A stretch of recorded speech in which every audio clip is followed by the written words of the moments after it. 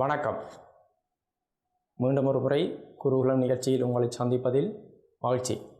இன்றைய நிகழ்வில் நீங்கள் தரம் 12இல் கற்ற நிலவுருவச் செயற்பாடுகளில் செல்வாக்கு செலுத்தும் அகவிசை காரணிகள் தொடர்பான மீட்டல் வகுப்பாக நிகழ இருக்கின்றது.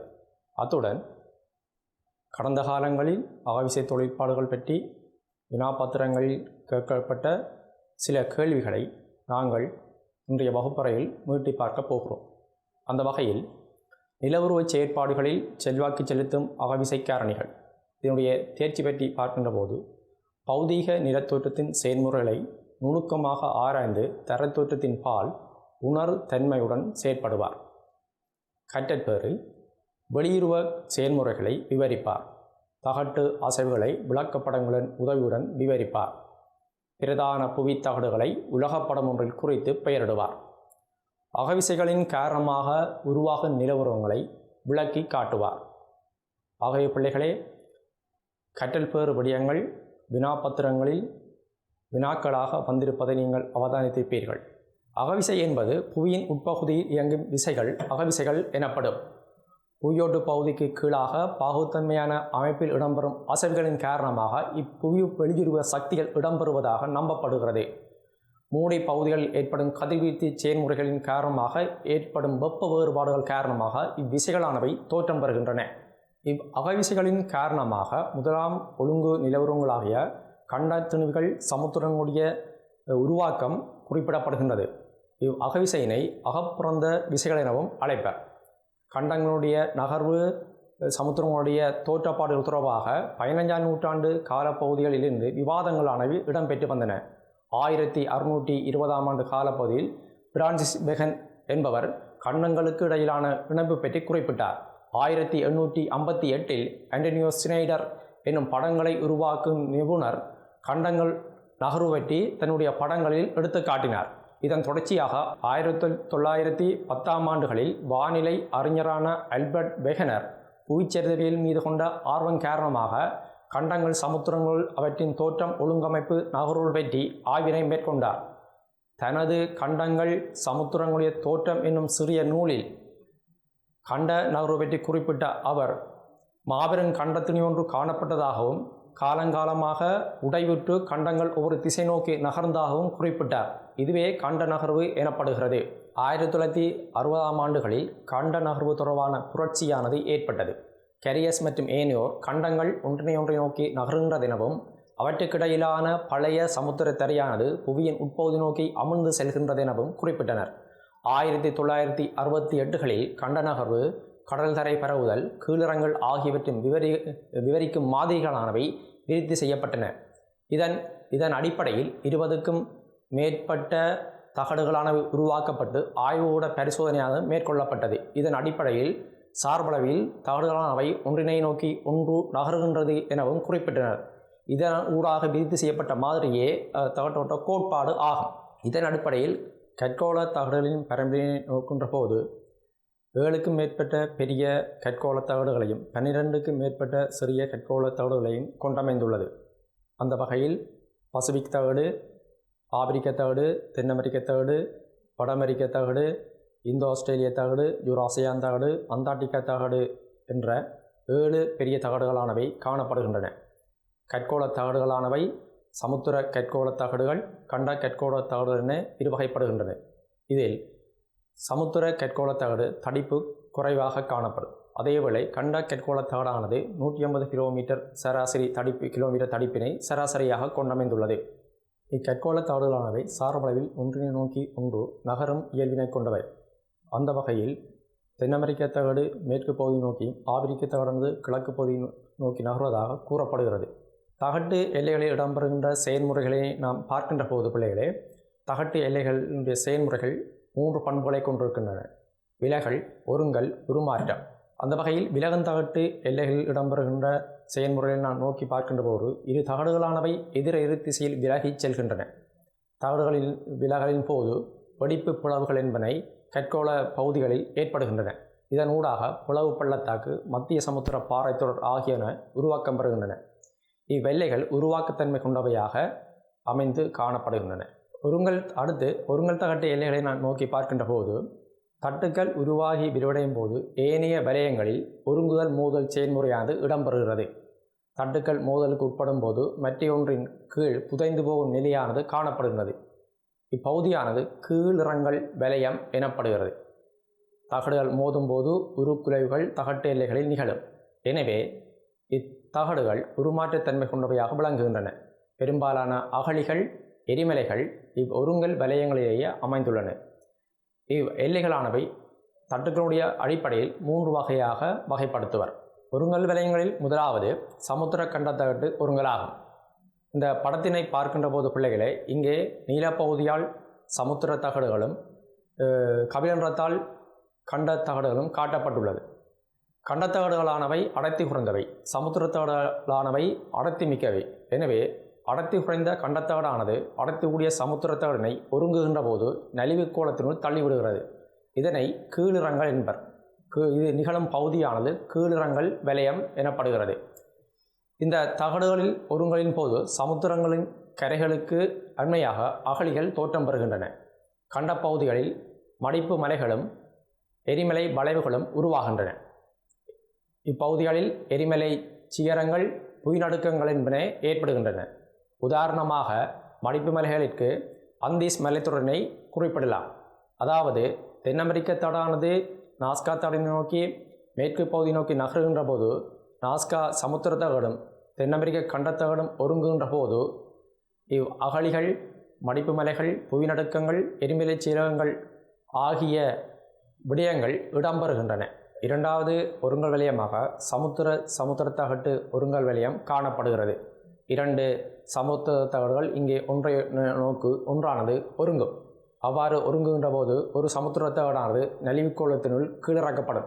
அவ்வாறு நலிவுக்கோளத்தினுள் கீழிறக்கப்படுகின்ற போது சமுத்திர கற்கோள பகுதிகளில் சமுத்திர அகழிகள் மற்றும் கடல் மட்டத்துக்கு மேலான எரிமலை நில உருவங்களானவை தோற்றம் பெறுகின்றன.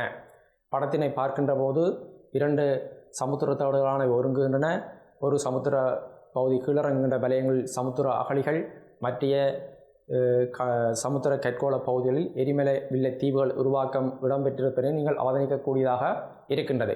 அந்த வகையில் ஜப்பானிய தீவுகள், அலூசியன் தீவுகள் போன்ற எரிமலை வில்லைத்தீவுகளை உதாரணமாக நாம் குறிப்பிடலாம்.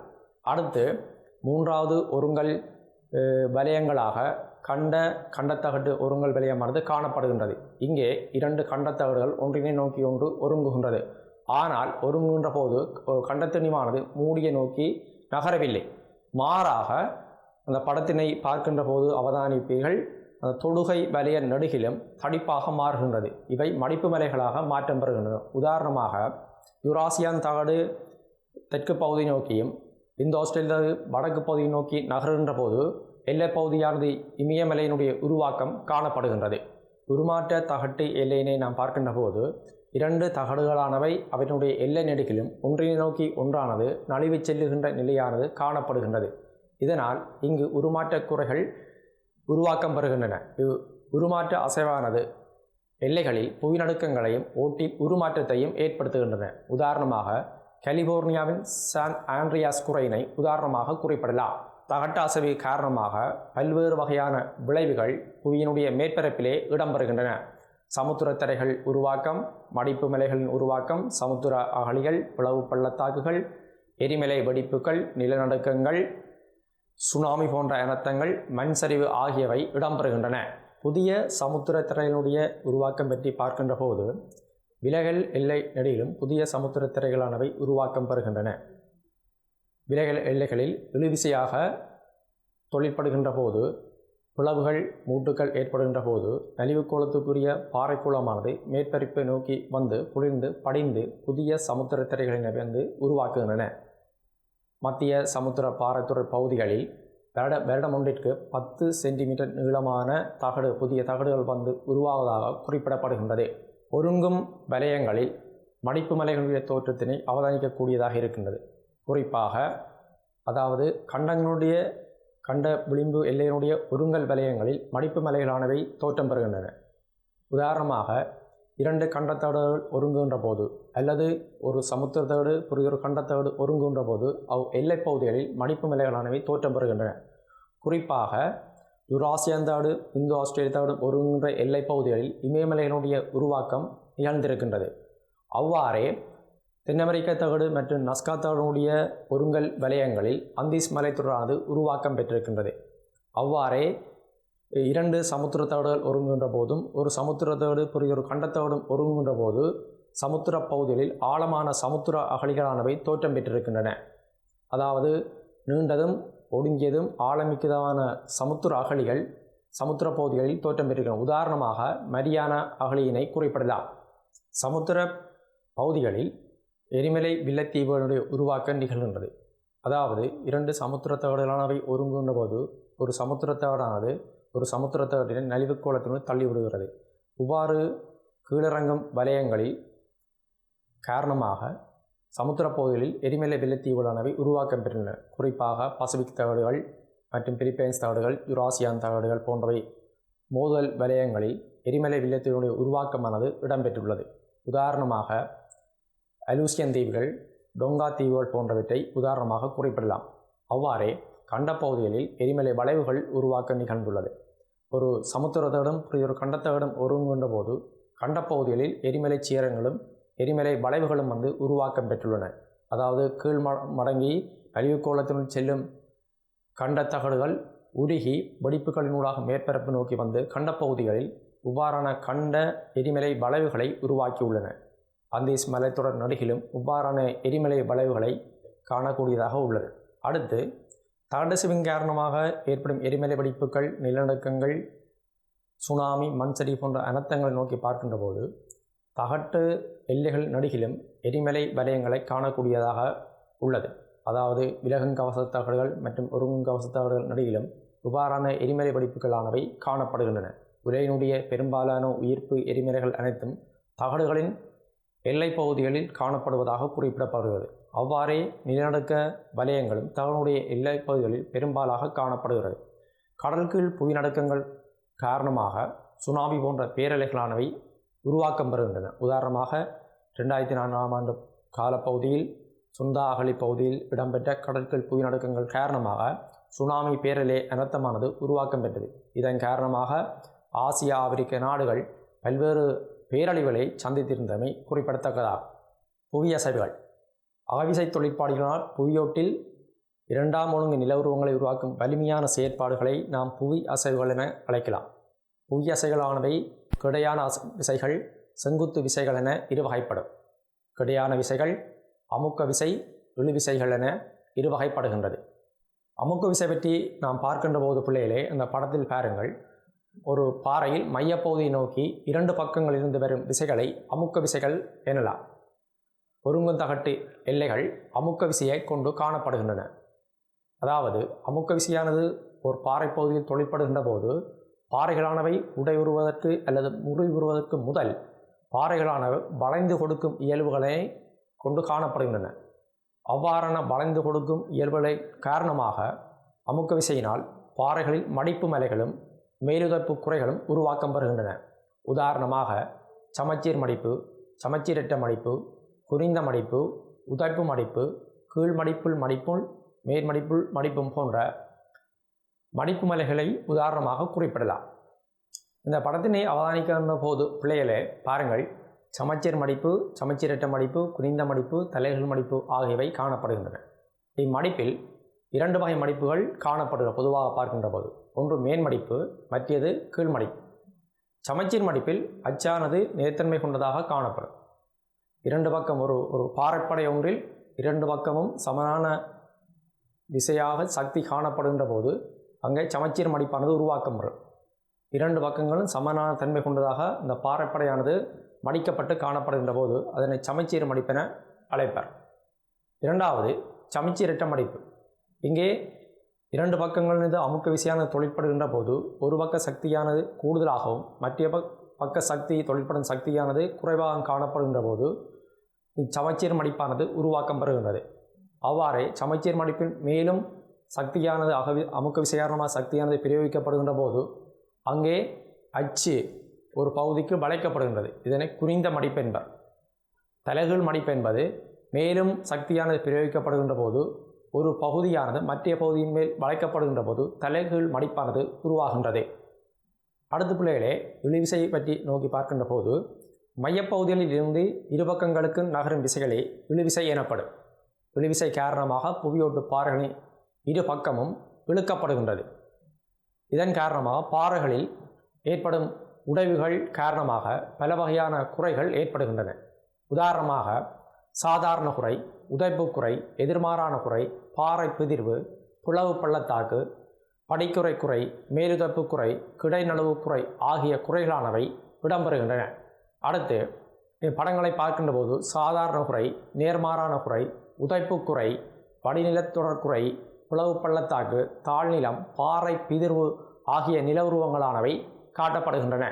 சாதாரண குறையினை பார்க்கின்ற போது பாறைப்படை தளத்தில் இழுவிசையானது தொழிற்படுகின்ற போது குறைத்தளத்தின் வழியே ஒரு பகுதி பாறையானது நழுவி கீழிறங்குகின்ற போது அதனை சாதாரண குறை என்பர். நேர்மாறான குறை, பாறை பகுதியில் அமுக்க விசையானது தொழிற்படுகின்ற போது குறைத்தளத்தின் வழியே ஒரு பகுதி பாறையானது மற்றைய பகுதியின் மேல் செல்கின்றது. இதனை நேர்மாறான குறை என அழைப்பர். உதைப்பு குறை, அதாவது இதனை மேலுதைப்பு குறை எனவும் அழைப்பர். குறைத்தளத்தினுடைய சாய்வு கோணமானது 45 பாகை அல்லது அதற்கு குறைவான சாய்வு கோணத்தை கொண்டிருக்கின்ற போது இக்குறையானது உருவாக்கம் பெறுகின்றது. படிநில தொடர்குறையினை நோக்கி பார்க்கின்ற போது, அதாவது கிடையாக அமைந்துள்ள பாறைப்படை ஒன்றில் இழுவிசையானது தொடர்ச்சியாக படிப்படியாக நிகழ்கின்ற போது பாறை பகுதியிலானது தொடர்ச்சியாக வெடிப்பிட்டு படிப்படியாக கீழிறங்குவதனை படிநிலத்தொடர் குறை என அழைப்பர். சாதாரண குறைகளில் இப்பிளவு பள்ளத்தாக்கானது உருவாக்கம் பெறுவதாக குறிப்பிடப்படுகிறது. அதாவது சாதாரண குறைகளில் தொடர்ச்சியாக இழுவிசையானது நிகழ்கின்ற போது அங்கே நழுவுதல் செயல்முறையானது தொடர்ச்சியாக இடம்பெறுகிறது.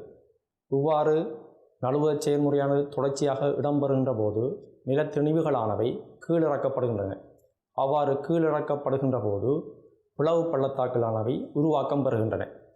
இவ்வாறான பிளவு பள்ளத்தாக்குகளுக்கு உதாரணமாக கிழக்காபிரிக்க பிளவு பள்ளத்தாக்கு வலயத்தினை குறிப்பிடலாம். தளங்களில் அரித்தல் செயல்முறைக்குரிய எச்சங்களானவை காணப்படுகின்றன.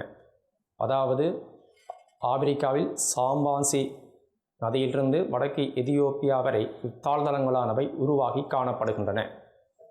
ஆவிசைகளினால் ஏற்படுகின்ற எரிமலை தொழிற்பாடுகள் பற்றி நோக்கி பார்க்கின்ற போது புவி மேற்பரப்பில் நிகழும் உரிய பாறையின் வெடிப்பே எரிமலையல் எனப்படும்.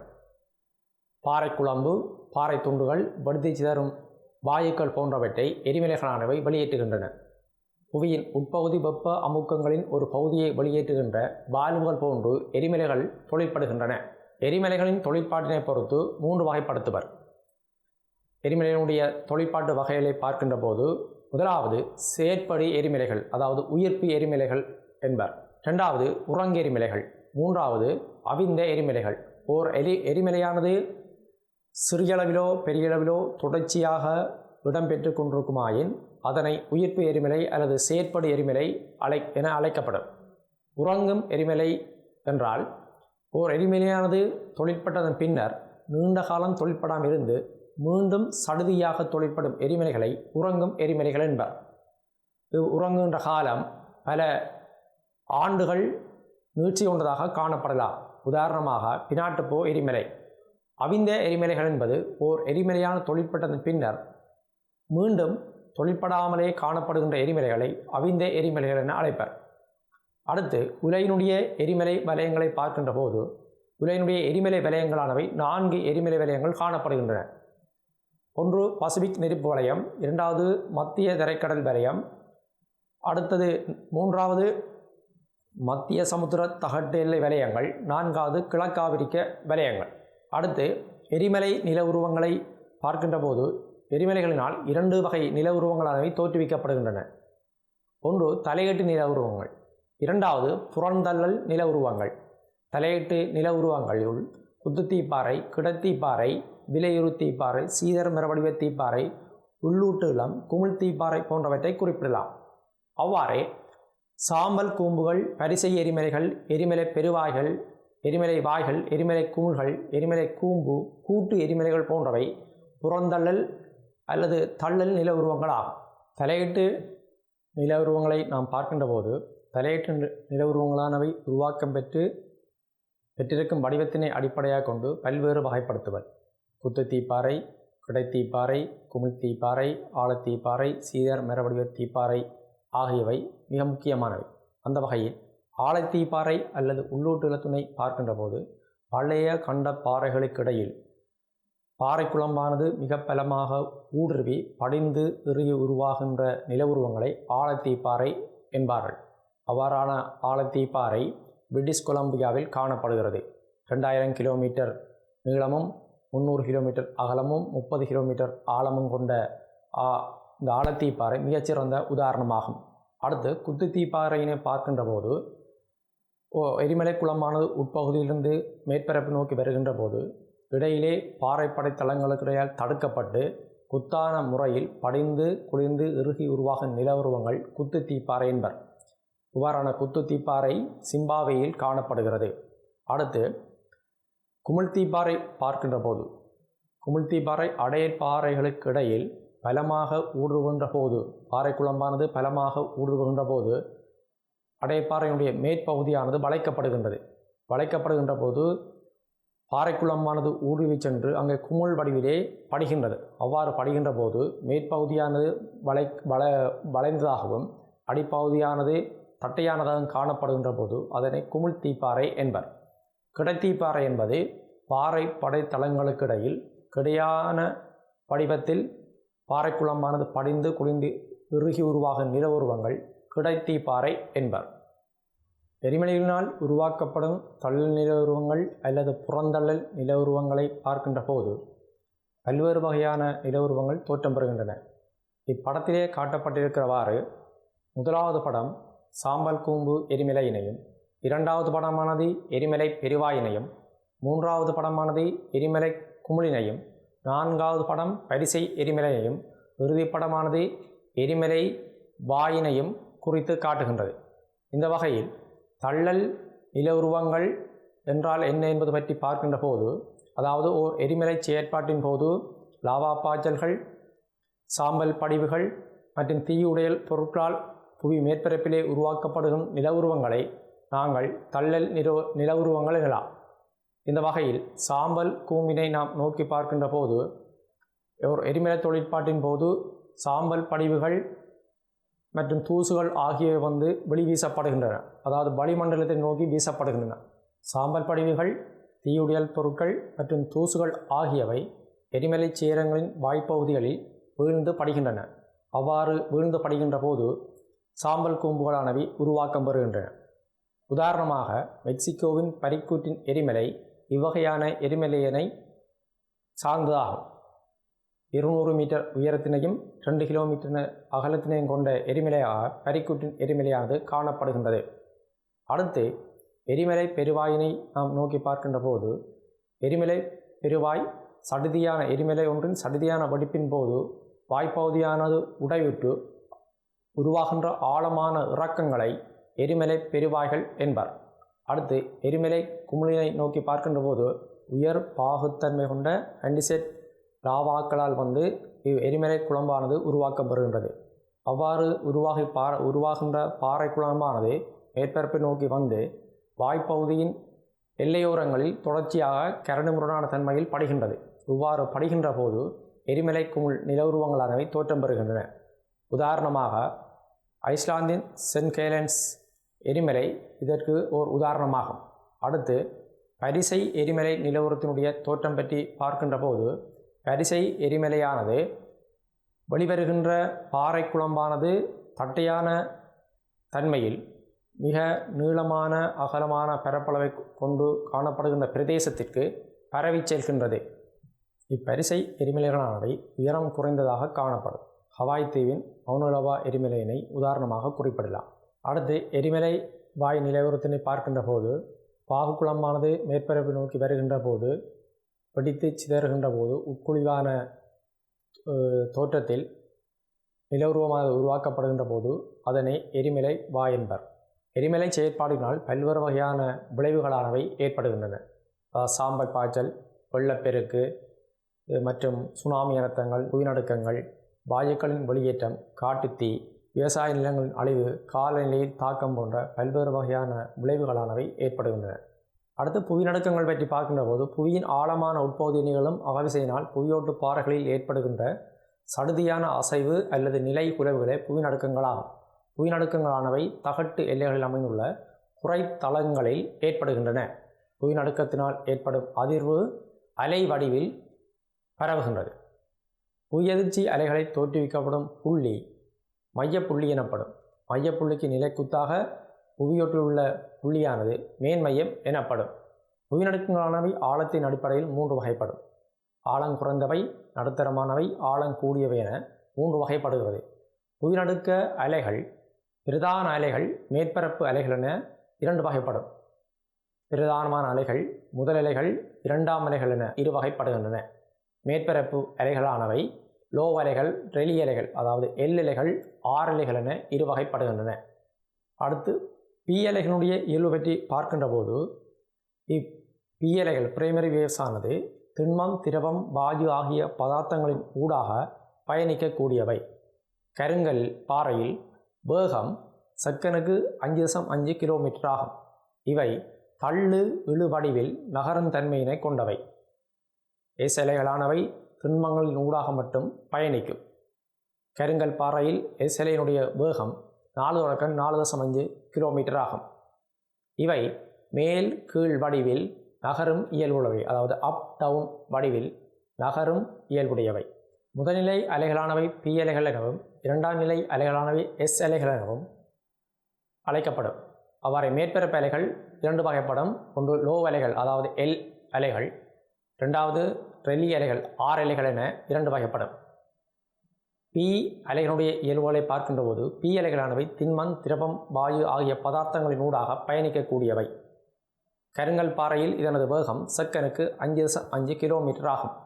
இவை தள்ளு இழு வடிவில், அதாவது புஷ் அண்ட் புல் வடிவில் நகரும் தன்மை கொண்டவை. எஸ் அலைகள் திண்மங்களின் ஊடாக மட்டும் பயணிக்கும். கருங்கல் பாறையில் இதனது வேகம் செகண்டுக்கு 4.5 கிலோமீட்டர் ஆகும். எஸ் அலையானது மேல் கீழ் வடிவில், அப் டவுன் வடிவில் நகரும் தன்மை கொண்டவை. எல் அலைகளுடைய இயல்பை பார்க்கின்ற போது, எல் அலைகளானவை புவி மேற்பரப்புக்கு சமாந்தரமாக பக்கமிருந்து பக்கம், சைட் டு சைட் நகரும் தன்மை கொண்டவை. இவை திண்மங்களின் ஊடாக மட்டும் நகரும். ஆர் அலைகள் நீரலைகள் போன்றவை, ஆனால் எதிர் திசையில் பின்னோக்கி சுழலும். இவற்றினை உருளும் அலைகள் எனவும் கூறுவர். புவிநடுக்கங்களுக்கான காரணங்கள் பற்றி பார்க்கின்ற போது, குறையில் ஏற்படும் சடுதியான நழுவல், பாரிய எரிமலைகளின் வெடிப்பு, பாரிய நிலச்சரிவுகள், கீழிறங்கல் வலயங்களில் ஏற்படும் சறுக்கல்கள், விண் கற்களின் தாக்கம் போன்றவற்றை குறிப்பிடலாம். புவிநடுக்கங்களுடைய வலயங்கள், உலக புவிநடுக்க வலயங்கள் 4 பிரதான வலயங்களானவை காணப்படுகின்றன. ஒன்று பசிபிக் மோதிர வலயம், இரண்டாவது மத்தியதரை ஆசியாவுக்கு குறுக்கான வலயம், மூன்றாவது கிழக்காபிரிக்க வலயம், நான்காவது மத்திய அத்திலாந்திக் வலயம். பெரும்பாலானவை புவிநடுக்கங்களின் பெரும்பாலானவை தகட்டு எல்லை வலயங்களில் காணப்படுகின்றன. புவிநடுக்கத்தினால் ஏற்படும் விளைவுகள் பற்றி பார்க்கின்ற போது, கட்டுமானங்களானவை அழிவடைகின்றன, புவி பகுதியில் மாற்றங்களானவை ஏற்படுகின்றன, சுனாமி அலைகளானவை தோற்றம் பெறுகின்றன, தீயனர்த்தம் ஏற்படுகிறது மற்றும் உயிரிழப்புகளானவை நிகழ்கின்றன. புவிநடுக்கத்தினால் ஏற்படுகின்ற விளைவுகளில் முக்கியமாக புவி பகுதியவியல் மாற்றங்களை நாம் பார்க்கின்ற போது, புவி பகுதியவியலில் மாற்றங்கள் எனும்போது புவிநடுக்க அலைகளுடைய தோற்றம், நீர்நிலைகளில் மாற்றம், நிலச்சரிவுகள், சுனாமி பேரலினுடைய தோற்றம் போன்ற பல்வேறு விடயங்களை நாம் பார்க்கக்கூடியதாக இருக்கும். அதாவது புவிநடுக்க அலைகளானவை புவியினுடைய உட்பகுதி மேற்பகுதிகளில் பாரிய மாற்றங்களை ஏற்படுகின்றன. அதாவது புவியினுடைய மேற்பரப்பு பகுதிகளை பல்வேறு நிலைகளையும் உயர்த்தியும் தாழ்த்தியும் அவற்றில் மாற்றமடைய செய்கின்றன. அவ்வாறே நிலச்சரிவுகள் ஏற்படுகின்றன. புவியின் மேற்பரப்பு காரணமாக புவிநடுக்கங்கள் ஏற்படுகின்ற போது உயர்மலை சாய்வுகள் பிரதேசங்களிலிருந்து பாறைகளுடைய இறக்கங்கள், பனிப்பாறையுடைய வீழ்ச்சிகள் மற்ற பனிப்பாறைகளில் வெடிப்புகள் போன்ற புவி பகுதியில் மாற்றங்களானவை புவிநடுக்கங்களினால் ஏற்படுகின்றன. அடுத்த பிள்ளைகளே, பரீட்சை வினாக்களில் கடந்த காலங்களில் அகவிசை தொடர்பாக வினாப்பத்திரங்களில் கேட்கப்பட்ட கேள்விகளை மூட்டல் செய்து பார்க்க போகிறோம். அந்த வகையில் முதலாவது வினாவினை கவனியுங்கள். அந்த வினாவின் முதலாவது கேள்வியாக புவியின் கட்கோளத்தில் காணப்படும் பிரதான புவியோட்டு விரித்துக்குரிய தகடுகள் 6 பெயரிடுக. இந்த முதலாவது பெரிய வினாவில் முதலாவது கேள்விக்குரிய புள்ளிகள் 3 புள்ளிகள் ஆகும். இந்த 3 புள்ளிகளில் 6 தகடினை பெயரிடுமாறு இந்த வினாவானது கேட்கப்பட்டுள்ளது. ஒவ்வொரு தகட்டிற்கும் 0.5 புள்ளிகள் வீதம் 3 புள்ளிகள் மொத்தமாக வழங்கப்படுகிறது. 6 தகடுகளை பெயரிடுமாறு கேட்கப்படுகின்ற போது நாங்கள் 6 தகடுகளை மட்டுமே பெயரிட வேண்டும். இதற்குரிய விடையை பார்த்தோம்னு சொன்னால், முதலாவது பசிபிக் தகடு, இந்தோ ஆஸ்திரேலிய தகடு, ஆபிரிக்க தகடு, யுராசியான் தகடு, தென் அமெரிக்க தகடு போன்ற 6 தகடுகளினை நீங்கள் பெயரிடுவீர்கள். சில வேளைகளில் இவ்வினாவானது உலக புறவுருவப்படத்தில் தகடுகள் குறிக்கப்பட்டு இலக்கமிடப்பட்டு இலக்கங்களுக்குரிய தகடுகளை பெயரிடுமாறு கேட்கப்படலாம். அவ்வாறானதொரு கேள்வி 2018 வினாப்பத்திரத்தில் கேட்கப்பட்டுள்ளது. இந்த படத்தினை நீங்கள் அவதானிக்கின்ற போது இந்த தகடுகளின் பரம்பலினை காட்டுகின்ற இந்த படத்தில் இலக்கமிடப்பட்டுள்ளன. இந்த இலக்கங்களுக்குரிய தகடுகளை, அந்த உரிய இலக்கங்களுக்கு ஏற்ற தகடுகளை நீங்கள் எழுத வேண்டும். அதாவது முதலாவது இலக்கத்துக்குரிய தகடாக வட அமெரிக்க தகடும், இரண்டாவது இலக்கத்துக்குரிய தகடாக தென் அமெரிக்க தகடும், மூன்றாவது இலக்கத்துக்குரிய தகடாக ஆப்பிரிக்க தகடும், நான்காவது இலக்கத்துக்குரிய தகடாக யுராசியான் தகடும், ஐந்தாவது இலக்கத்துக்குரிய தகடாக இந்தோ ஆஸ்திரேலிய தகடும், ஆறாவது இலக்கத்துக்குரிய தகடாக பசிபிக் தகடும் குறிக்கப்பட்டுள்ளது. அடுத்து இரண்டாவது வினாவினை நாம் பார்க்கின்ற போது, கட்கோளத்தில் புவியோட்டு விரித்துக்குரிய தகடுகளின் அசைவினால் உருவாக்கப்படும் 3 பிரதான நிலவுருவங்களை விவரிக்குக. இந்த வினாவுக்கு 3 பிரதான நிலவுருவங்கள் விவரிக்கப்பட வேண்டும். அவை ஒவ்வொன்றிற்கும் 2 புள்ளிகள் வீதம், மொத்தமாக 6 புள்ளிகள் அவ்வினாவிற்கு வழங்கப்படுகிறது. அதாவது கட்கோளத்தில் விருத்திக்குரிய தகடுகளின் நகர்வு காரணமாக கண்ட சமுத்திர பகுதிகளில் பல்வேறு வகையான நிலவுருவங்களானவை உருவாக்கப்படுகின்றன. பிளவு பள்ளத்தாக்குகள், மடிப்பு மலைகள், சமுத்திர அகழிப்பகுதிகள், கண்டப்பகுதியில் உருவாக்கப்படுகின்ற எரிமலை சிகரங்கள், சமுத்திரங்களில் அடித்தளங்களில் காணப்படுகின்ற எரிமலை தீவுகள் போன்ற நில உருவங்களை நாம் குறிப்பிடலாம். இந்த 3 நில உருவங்களை குறிப்பிட்டதன் பின்னர் அவை ஒவ்வொன்றையும் தனித்தனியாக விவரிக்கின்ற போது அவற்றுக்குரிய புள்ளிகளானவை வழங்கப்படும். முதலாவது கேட்கப்படுகின்ற இந்த நில உருவங்களை குறிப்பிடுதல் வேண்டும். பின்னர் அவ்வாறு கேட்கப்படுகின்ற 3 நில உருவங்களை விவரிக்கின்ற போது அவற்றுக்குரிய மொத்த புள்ளிகளானவை வழங்கப்படும். உதாரணமாக சமுத்திர அகழிகள் பற்றி பார்க்கின்ற போது, சமுத்திர அகழிகளானவை சமுத்திர தரைப்பகுதிகளில் காணப்படுகின்ற ஒடுக்கமான ஆழமான இறக்கங்களாகும். இவை 2 தகடுகளுடைய ஒருங்கல் செயற்பாட்டின் காரணமாக கடற்கரை பகுதிகளில் ஏற்படுகின்ற ஆழமான இறக்கங்களாகும். உதாரணமாக பசிபிக் பகுதியில் காணப்படுகின்ற மரியானா அகழி 11,000 மீட்டர் ஆழத்தினை கொண்டு காணப்படுகிறது. அடுத்து கண்டப்பகுதியில் காணப்படுகின்ற எரிமலை சீரங்களை நோக்கி பார்க்கின்ற போது தகடுகளுடைய ஒருங்கல் வலயங்களில் கண்ட கட்கோள பகுதிகளில் கண்ட எரிமலை சிகரங்களானவை உருவாக்கம் பெறுகின்றன. உதாரணமாக தென் அமெரிக்கா தகடு மேற்கு பகுதி நோக்கி நகருகின்ற போது ஏற்படுகின்ற விளைவினால் தென் அமெரிக்காவினுடைய மேற்கு கரை பகுதியாக அந்தீஸ் மலைத்தொடர் நெடுகிலும் எரிமலை சிகரங்கள் காணப்படுகின்றன. மத்திய சமுத்திர மலைத்தொடர்களை பார்க்கின்ற போது விலகல் எல்லை நெடுகிலும் இம்மலைத்தொடரானது பரம்பி காணப்படுகிறது. அத்திலாந்திக் சமுத்திர பகுதிகள், இந்து சமுத்திர பகுதிகளில் வை வடிவங்களில் தலைகள் வை வடிவங்களிலும், அத்திலாந்திக் பகுதிகளில் எஸ் வடிவங்களிலும் இம்மத்திய சமுத்திர மலைத்தொடர்களானவை காணப்படுகின்றன. இவை 300 கிலோமீட்டர் தொடக்கம் 5000 கிலோமீட்டர் வரையிலான நீளத்தினை கொண்டவையாக காணப்படுகின்றன.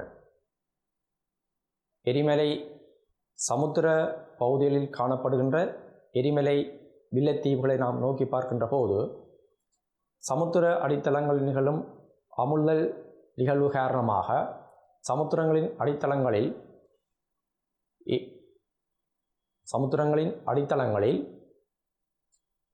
சமுத்திர ஆழிகளில் இருந்து சில 100 கிலோமீட்டர்களை அடுத்து எரிமலை வில்லைத்தீவுகளானவை உருவாக்கம் பெற்றுள்ளன. பசிபிக் சமுத்திரத்தில் டொங்கா மற்றும் அலூசியன் தீவுகளை எரிமலை வில்லைத்தீவுகளுக்கு உதாரணமாக குறிப்பிடலாம். அடுத்து 3வது வினாவினை நாம் பார்க்கின்ற போது புவிநடுக்கம் ஒன்றினால் உருவாக்கப்படும் 3 பௌதிக ரீதியான தாக்கங்களை விளக்குக.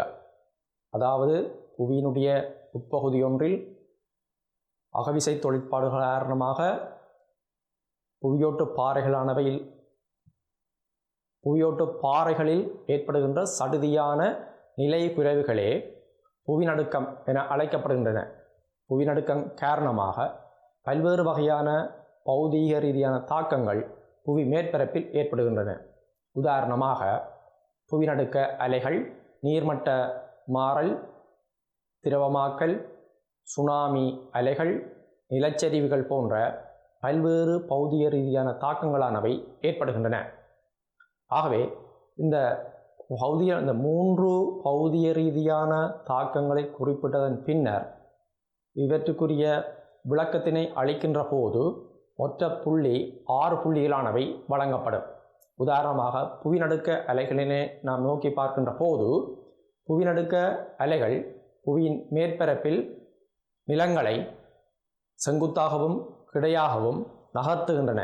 இதனால் பூமியுடைய மேற்பரப்பில் வெடிப்புகள், புலவுகள், குறையாதல்கள் போன்றவை ஏற்படுத்தப்படுகின்றன.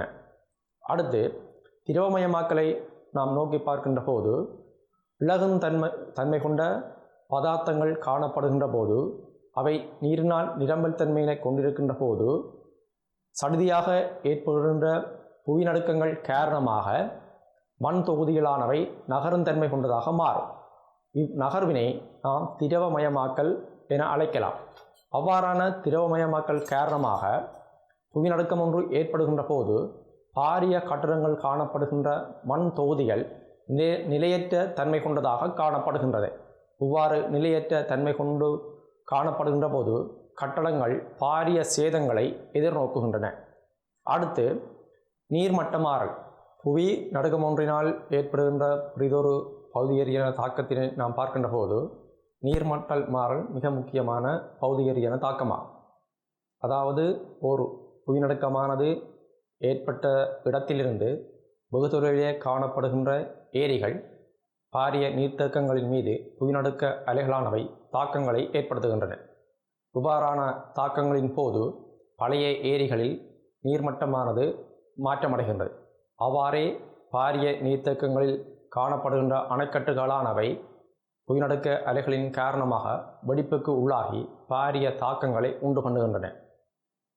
புவிநடுக்கத்தினால் ஏற்படுகின்ற பௌதிக ரீதியான பெரிதொரு விளைவு நிலச்சரிவுகளாகும். உயர்மலை பிரதேசங்களில் சார்ந்து ஏற்படுகின்ற புவிநடுக்கங்களின் காரணமாக பாரிய கற்களினுடைய வீழ்ச்சி, பாறைகளுடைய நகர்வு மற்றும் பனிச்சிதனுடைய இறக்கங்களாகிய பௌதிக ரீதியான தாக்கங்களானவை ஏற்படுகின்றன. இவ்வாறு பிள்ளைகளே இந்த 3வது வினாவிற்கு நீங்கள் 3 பௌதிக ரீதியான தாக்கங்களை குறிப்பிட்டு அவற்றினை முழுமையாக விளக்குகின்ற போது அவற்றுக்குரிய புள்ளிகளானவை இங்கே வழங்கப்படும். அடுத்த பிள்ளைகளை கவனியுங்கள். 4வது வினாவாக புவிநடுக்கம் ஒன்றினால் ஏற்படுகின்ற சேதங்களை குறைப்பதற்கு எடுக்கப்பட்டு வரும் நடவடிக்கைகளை குறிப்பிடுக. அதாவது இங்கே குறிப்பிடுக எனப்படுகின்ற சொல்லு மிக முக்கியமானதாக இருக்கு. அப்போ இந்த 5 காரணங்கள் கேட்கப்பட்டு 5 புள்ளிகள் கேட்கப்படுகின்ற போது நீங்கள் இந்த 5 காரணங்களையும் குறிப்பிட்டால் போதுமானதாக இருக்கும். அவற்றுக்குரிய புள்ளிகளானவை வழங்கப்படும். அப்போ புவிநடுக்கத்தினால் ஏற்படும் சேதங்களை குறைப்பதற்காக எடுக்கப்பட்டு வரும் நடவடிக்கைகள் 5 குறிப்பிடுக என கேட்கப்படுகின்ற போது 5 நடவடிக்கைகளை நீங்கள் கிரமமாக குறிப்பிடுகின்ற போது அவற்றுக்குரிய புள்ளிகள் வழங்கப்படுகிறது. அதாவது 5 காரணங்களுக்கு 1 புள்ளிப்படி வீதம் 5 புள்ளிகளானது இங்கே வழங்கப்படுகிறது. உதாரணமாக இதற்குரிய விடையினை நாம் பார்க்கின்ற போது புவிநடுக்கம் தொடர்பாக மக்களுக்கு விழிப்புணர்வுகளை ஏற்படுத்துதல். அடுத்த அதுக்குரிய விடையாக பார்ப்போமாக இருந்தால் புவிநடுக்கம் ஏற்படுகின்ற சந்தர்ப்பங்களில் அப்பிரதேசங்களில் இருந்து மக்களை உடனடியாக அப்புறப்படுத்துதல். புவிநடுக்கம் ஏற்படுகின்ற பிரதேசங்களில் அதற்குரிய புவிநடுக்க அதிர்வுகளை தாங்கக்கூடிய கட்டுமானங்களை உருவாக்குதல். மேலும் புவிநடுக்கங்கள் ஏற்படுகின்ற பிரதேசங்களுக்கு கட்டுமானங்களுக்கு ஏற்றவாறான புவிநடுக்கங்கள் ஏற்படுகின்ற பிரதேசங்களில் பொருத்தமான இலகுவான பொருட்களினை பயன்படுத்தல் வேண்டும். மற்றும் புவிநடுக்க காலங்களின் போது எரிவாயுக்கள், மின்சாரம் போன்ற தீ அனர்த்தங்களை உண்டு பண்ணக்கூடிய விளைவுகளை உண்டு பண்ணக்கூடிய விடயங்கள் தொடர்பாக மக்கள் எச்சரிக்கையுடன் நடந்து கொள்ளுதல். இவ்வாறு இந்த 4வது கேள்விக்குரிய விடைகளாக 5 விடயங்களினை நீங்கள் குறிப்பிட்டு எழுதுகின்ற போது அவற்றுக்குரிய புள்ளிகளானவை வழங்கப்படும். அடுத்த பிள்ளைகளே, நாங்கள் 2வது வினாவினை பார்ப்போம். இப்போது 2வது வினாவில் 1வது கேள்வி, உலகின் எரிமலைகள் மிகச்சரிவாக பரம்பி காணப்படும் 4 பகுதிகளை பெயரிடுக. 4 பகுதிகளை பெயரிடுக என்கின்ற போது 4 பகுதிகளை பெயரிடுகின்ற போது அவற்றுக்கு 2 புள்ளிகளானவை, ஒவ்வொன்றிற்கும் 0.5 வீத புள்ளிகள் படி அவற்றுக்கு 2 புள்ளிகளானவை வழங்கப்படும். அதாவது 1வது வலயம் பசிபிக் நெருப்பு வலயமாகும், 2வது மத்திய அத்லாந்திக் வலயமாகும், 3வது மத்திய தரை கடற்பகுதியாகும், 4வது கிழக்காவிரிக்க வலய பகுதிகளாகும். 4 விடைகளையும் நீங்கள் குறிப்பிடுகின்ற போது 2 புள்ளிகள் வழங்கப்படும். நாம் அடுத்த 2வது வினாவினை பார்க்கின்ற போது புறந்தள்ளல் எரிமலையின் பிரதான நில உருவங்கள் 3 வரைபடங்களின் துணையுடன் விளக்குக. இங்கே எரிமலையினுடைய புறந்தள்ளல் நில உருவங்கள் கேட்கப்படுகின்றன. புறந்தள்ளல் நில உருவங்களை நாங்கள் எழுதி 3 நில உருவங்களை எழுதி அவற்றுக்கு விளக்கப்படங்கள் வழங்கப்படுகின்ற போதே மொத்த புள்ளிகளானவை வழங்கப்படும். ஒவ்வொரு படங்களுக்கும் 0.5 புள்ளிகள் வீதம் 1.5 புள்ளிகள் விளக்கப்படங்களுக்கு மட்டும் கிடைக்கின்றது. ஆகவே நாங்கள் தள்ளல் நில உருவம் என்றால் என்னன்னு சொல்லி ஒரு முகவுரையை கொடுக்கின்ற போது பூமியினுடைய மேற்பரப்பில் நிகழ்கின்ற உருகிய பாறையின் வெடிப்பே எரிமலை எனப்படுகிறது.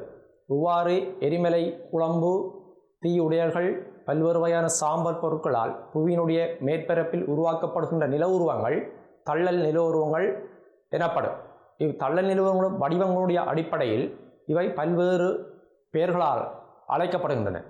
எரிமலை சாம்பல் கூம்புகள், எரிமலை பெருவாய்கள், குமுள் எரிமலைகள், எரிமலை பரிசைகள், எரிமலை வாய் போன்றவை சில உதாரணங்களாகும். ஆகவே 3 தள்ளல் நில உருவங்களினை பெயரிட்டு அவற்றினை விளக்குதல் வேண்டும்.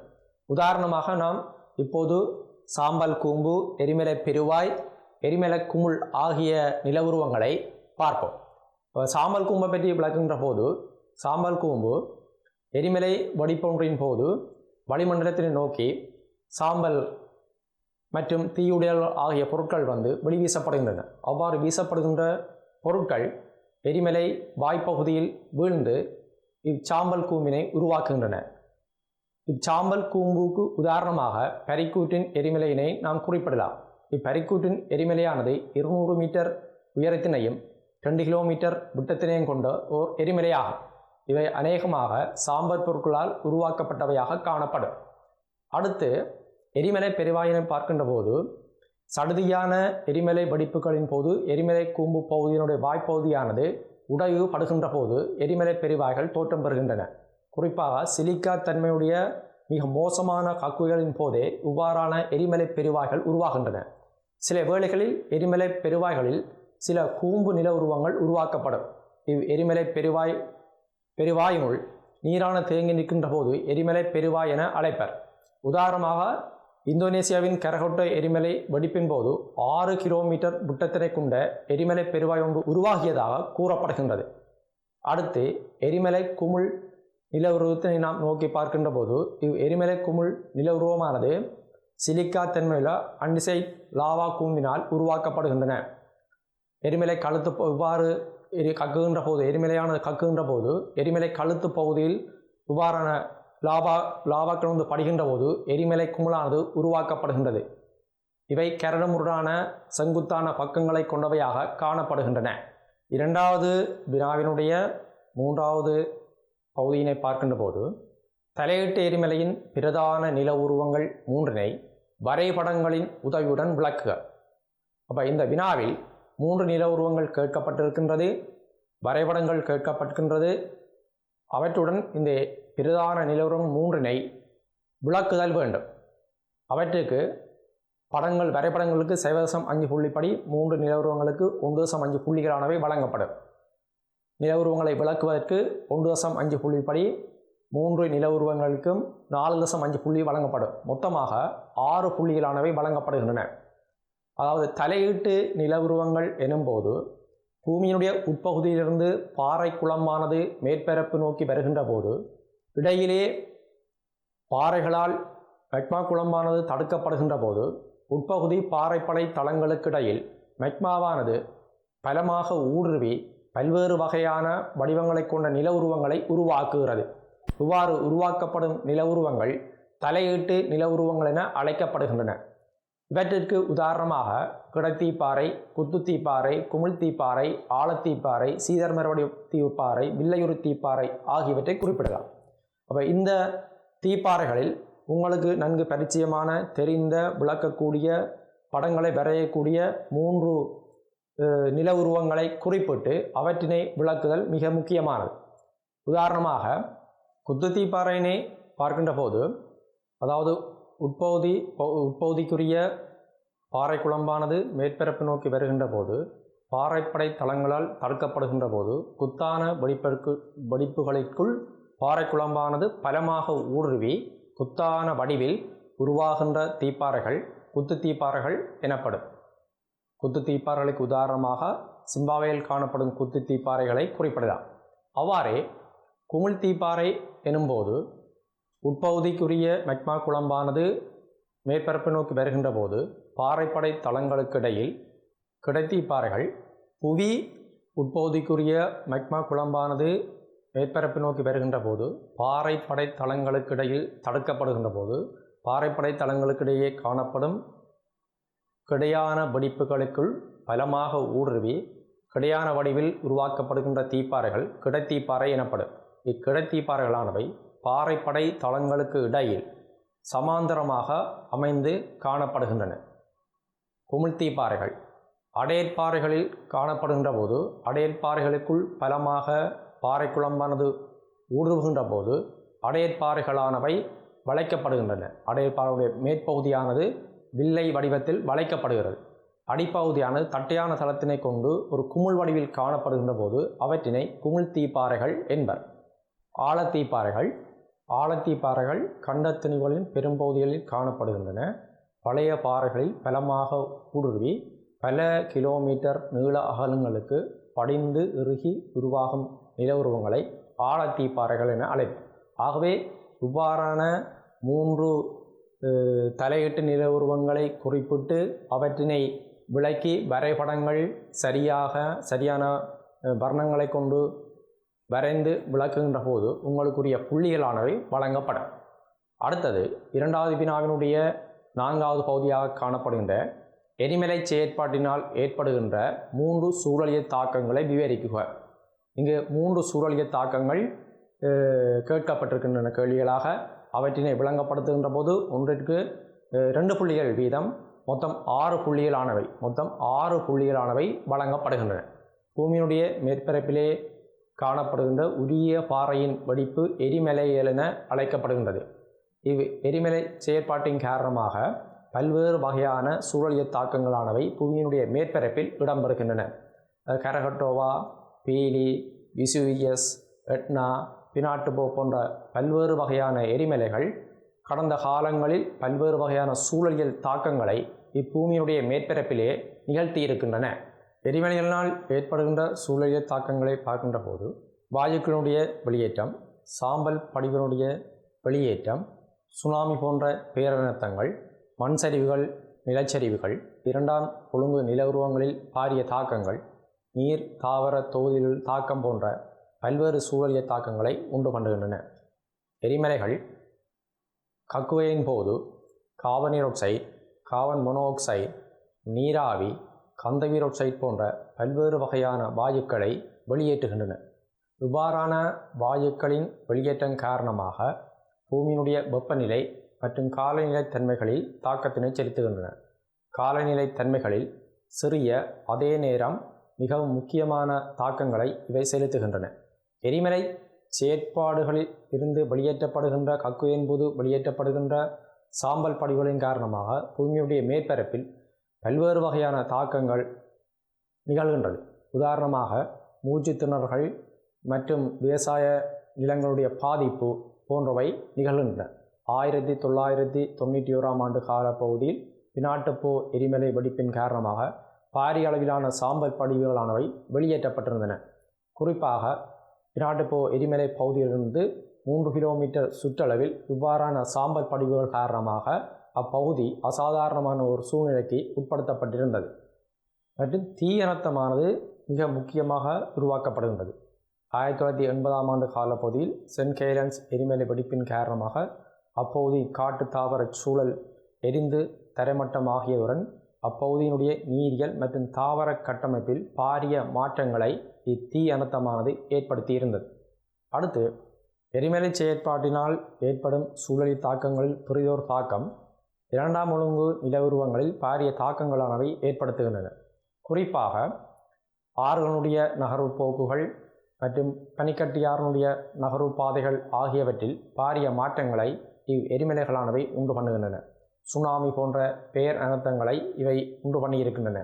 கரகட்டோவா எரிமலை வெடிப்பின் போது பாரிய சுனாமி அலைகளானவை தோற்றம் பெற்று ஏறத்தாழ 33,000 மக்கள் இறந்ததாக குறிப்பிடப்படுவதுடன் 6,000 மீன்பிடி படகுகள் சேதமாக்கப்பட்டிருந்தன. நல்லது பிள்ளைகளே, பரீட்சைக்கு தயாராகும் நிலையில் நீங்கள் கடந்த கால வினாத்தாள்களை மீட்டி பார்த்து கொண்டிருப்பீர்கள். அந்த வினாத்தாள்களை நீங்கள் மீட்டி பார்க்கின்ற போது அகவிசை தொடர்பான பல்வேறு வினாக்கள் காணப்படும். அதனுடைய முக்கியத்துவத்தை நீங்கள் நன்கு அறிந்திருப்பீர்கள். இங்கே நாங்கள் அகவிசை தொடர்பான பல்வேறு வகையான விடயங்களை பார்த்தோம். அவற்றில் அகவிசை, உறவிசை, அமுக்க விசை, இழிவிசை, தகடுடைய நகர்வுகள், அவற்றினுடைய விளைவுகள், அவற்றுடைய வகைகள், எரிமலைகள், எரிமலையினுடைய வகைகள், எல்லைகள், அவற்றினுடைய தாக்கங்கள், உருவாக்கங்கள், அவ்வாறே புவிநடுக்கங்கள் குறித்தும் புவிநடுக்க அலைகள், அவற்றினுடைய உருவாக்கங்கள், அவற்றினுடைய பரம்பல் பகுதிகள் ஆகியவற்றை மீட்டலினூடாக அவதானித்தோம். மாணவர்களே, இவ்வலையினை நீங்கள் நன்கு விளங்கிக் கொண்டிருப்பீர்கள் என நம்புகிறோம். அந்த வகையில் பரீட்சைக்கு தயாராகும் நிலையில் இவ்வாறான வினாக்களை வீடுகளிலிருந்து தொடர்ச்சியாக மீட்டல் செய்து அவற்றினை பயிற்சிகளாக மேற்கொண்டு நன்கு கற்றுக்கொண்டு இருங்கள். உங்கள் எதிர்காலம் சிறக்க வாழ்த்துக்கள்.